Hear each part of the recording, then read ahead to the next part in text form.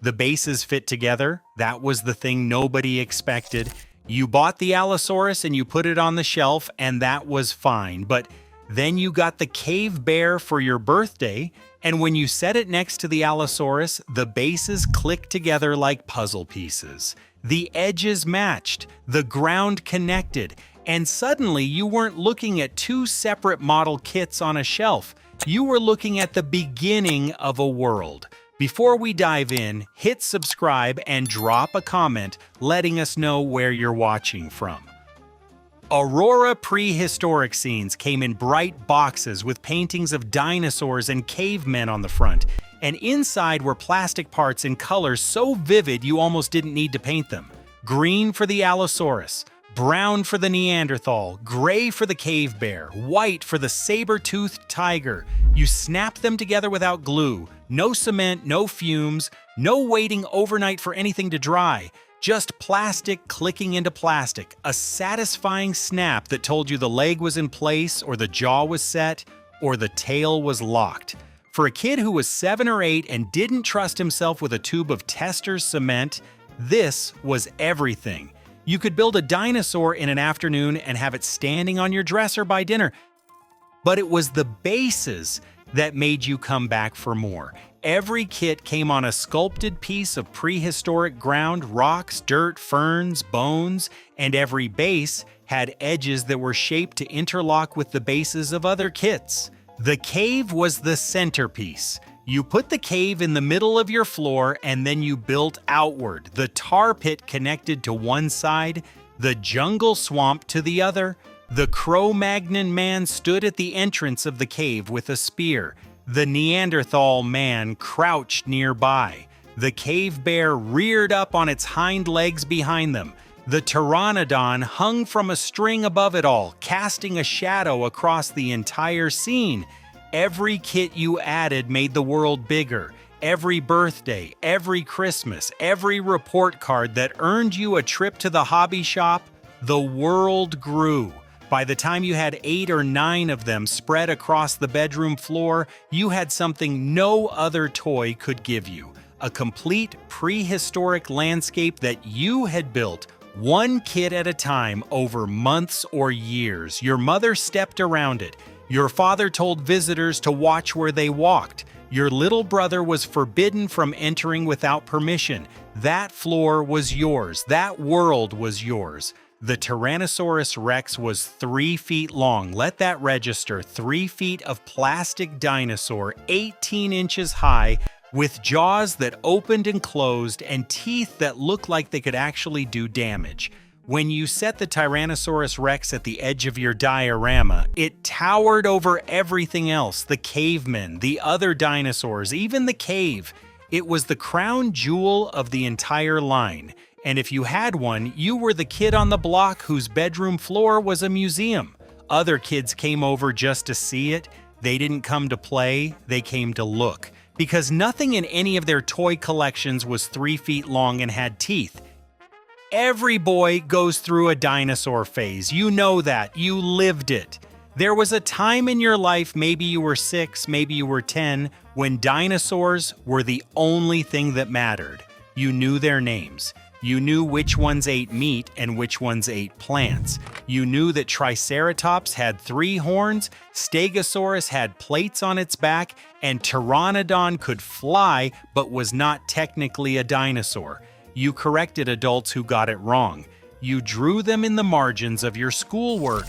And in the early 1970s, before Star Wars came along and replaced every kid's obsession with spaceships and lightsabers, dinosaurs ruled. They ruled the toy aisle. They ruled the book section. They ruled the bedroom floors of America.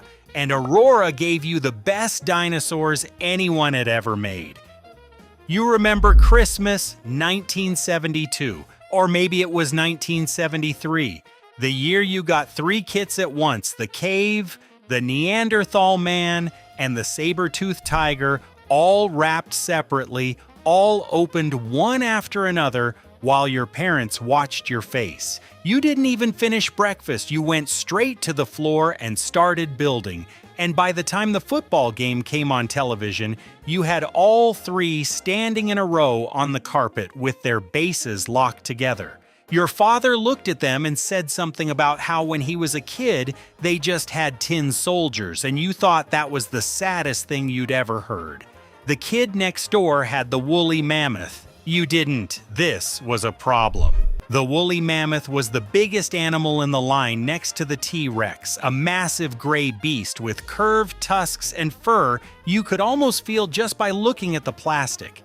Every time you went to his house, there it was, standing on his dresser, looking down at you like it owned the room. You needed that mammoth. You negotiated with your mother. You offered to mow the lawn. You offered to clean the garage. You offered things no 10-year-old should have to offer for a piece of plastic. And when you finally got it, finally set it on the base next to your cave bear and watched it lock into place, the world on your floor was complete in a way it hadn't been before. Because the mammoth was the piece that filled the gap, the piece that made the diorama feel like a real place instead of just a collection of kits. What most people don't know is how these kits came to exist. The company that made them, Aurora Plastics Corporation, the same company that made the famous monster kits and the slot cars that took over every basement in America, had just survived the worst scandal in toy history.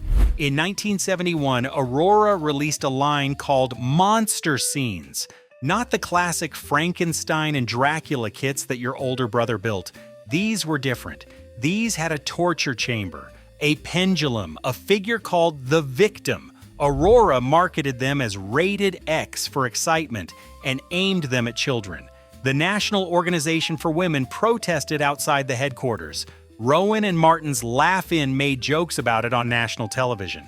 The governor of California, a man named Ronald Reagan, signed a law banning them. After 9 months, Aurora recalled the entire line. Remaining stock was shipped to Canada and sold for $0.25 apiece. Aurora needed to make things right. And what they came up with was Prehistoric Scenes. No torture, no victims, no controversy, just dinosaurs and cavemen, and a world that was 65 million years old and completely safe for a child's imagination. It was Aurora's redemption, the company saying, "We hear you, we understand, here are dinosaurs instead." And it worked. Kids loved them. Parents trusted them. The hobby shop put them front and center right where the monster scenes had been. You remember the hobby shop. You remember the wall of boxes behind the counter, the model kits stacked 3 rows high, the Aurora boxes with those incredible paintings on the front, the Allosaurus lunging at a caveman, the woolly mammoth charging through snow, the cave bear with its mouth open ready to fight. You stood in that aisle and you planned your next purchase like a general planning a campaign. Do I get the saber-toothed tiger or the Styracosaurus? Which one connects to the base I already have? You asked the man behind the counter and he knew. He always knew. Because he'd sold 100 of them to 100 kids just like you, and he understood that this wasn't just a model kit. It was a piece of a world you were building. Some of you built them with your fathers. Sunday afternoon, kitchen table, the instructions spread out between you, your dad snapping the larger pieces while you handled the small ones. He didn't say much. He didn't need to. The two of you just built a dinosaur together, and when it was done, you carried it to your room and added it to the floor, and he followed you in and stood there for a moment looking at what you'd made. That moment is worth more than anything Aurora ever charged for a kit. Some of you built them with your uncles, your grandfathers, your older brothers. One man wrote that his uncle, not known for his generosity, bought him 6 kits at once for his birthday and then sat down and helped him assemble 2 of them. The uncle liked the kits himself. He just needed the excuse of a nephew's birthday to hold one in his hands again. Some of you built them alone. Bedroom door closed, radio on, the snap of plastic pieces one after another, building something from nothing.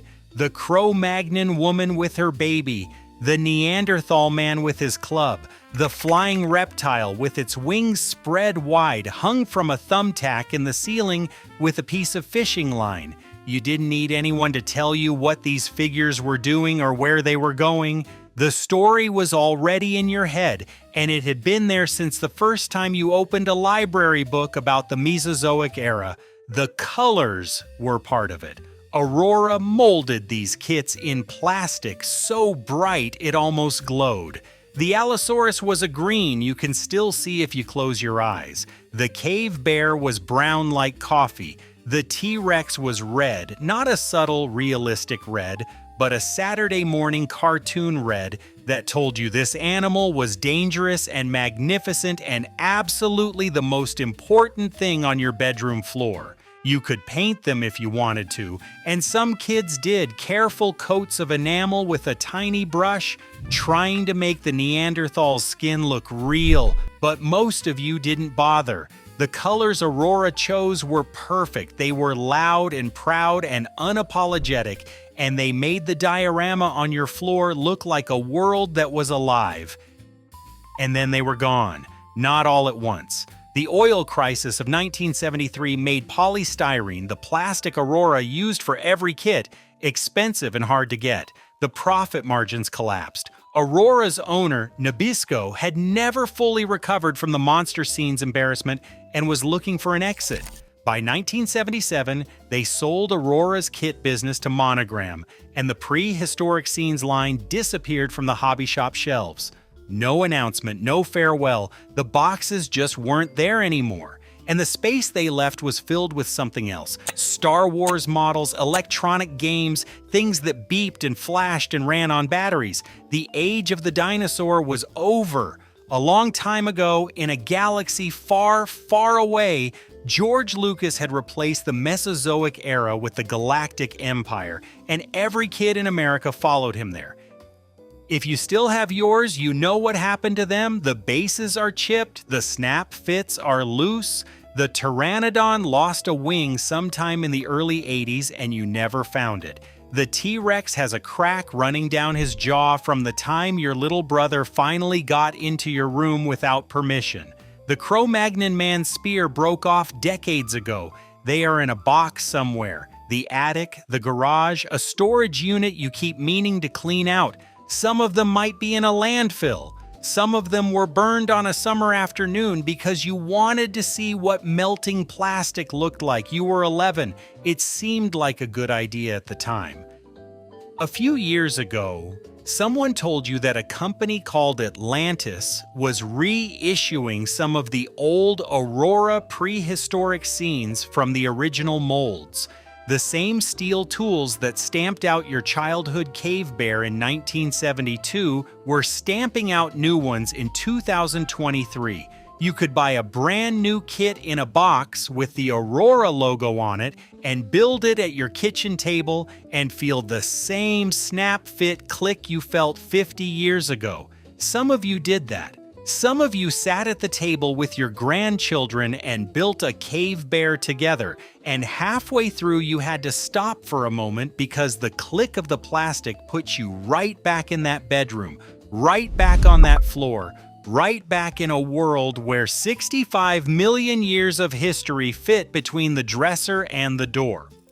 But the floor is still in your memory. You can see it right now. The bedroom carpet, the bases all connected, the dinosaurs standing in their places, the cave in the center with the firelight painted inside. A world you built with your own hands, one kid at a time, one birthday at a time, one trip to the hobby shop at a time.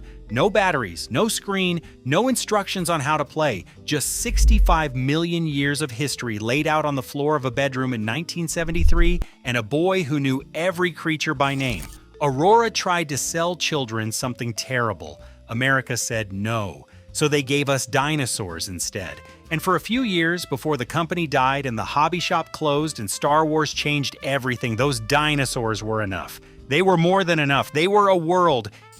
If Aurora Prehistoric Scenes were part of your childhood, tell us in the comments, which kit did you build first?